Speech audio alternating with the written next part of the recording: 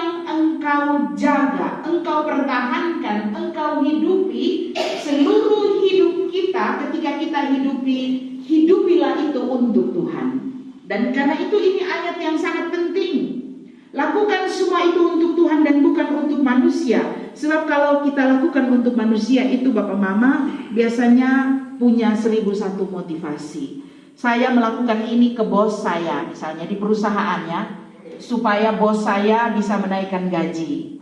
Saya melakukan ini ke anak saya supaya anak saya sayang kepada saya. Banyak sekali motivasi yang bisa melandasi sesuatu yang kita lakukan kalau itu dilakukan untuk manusia. Tetapi di hadapan Tuhan, padahal Bapak Mama, 1 kali 24 jam sehari, 7 hari dalam seminggu, semua itu harus untuk Tuhan, atau semuanya bukan untuk Tuhan. Jadi tidak bisa 6/7 untuk kita, lalu 1/7-nya untuk Tuhan, 1 hari untuk Tuhan. Tapi menurut ayat ini, kita diminta menjadi orang Kristen full time atau bukan orang Kristen sama sekali.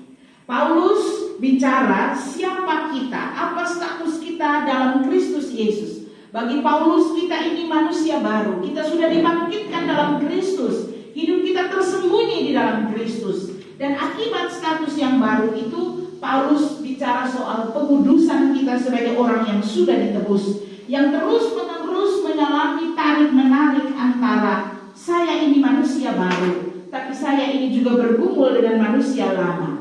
Dan ini proses seumur hidup. Itu bukan hanya ketika saat beribadah, tetapi ketika kita di rumah, menjadi orang tua, menjadi anak, menjadi suami dan istri, ketika kita dalam pekerjaan dikatakan tuan dan hamba, ketika manusia. Bapak Mama, kenapa 24 jam sehari, 7 hari seminggu penting bagi kita untuk menjadi orang Kristen? Bukan hanya hari Minggu ketika beribadah.